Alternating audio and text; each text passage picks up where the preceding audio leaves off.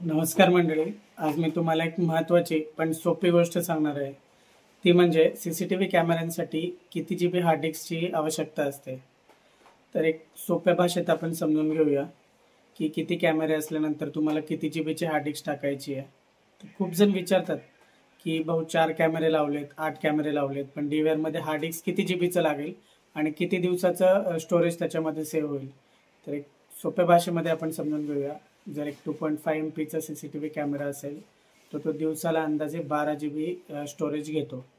पण जर तोच कॅमेरा ऑडिओसह असेल तर तो साधारणतः 15 ते 16 GB स्टोरेज यूज करतो, कारण त्याच्यामध्ये ऑडिओ सुद्धा तेवढाच स्पेस कंझ्युम करत आहे.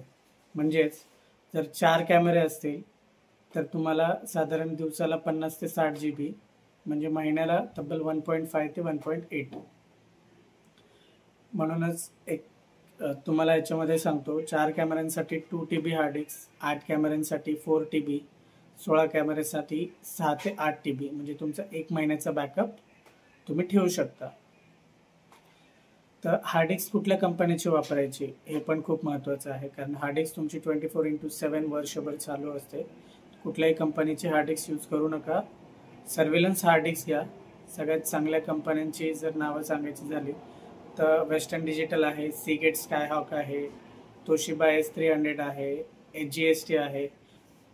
तर या कंपनीच्या हार्ड डिस्क ज्या आहेत त्या सहसा खराब झालेल्या आपण दिसत नाही. तर ही हार्ड डिस्क 24/7 चालण्याच्या याच्यानुसार बनवली जाते.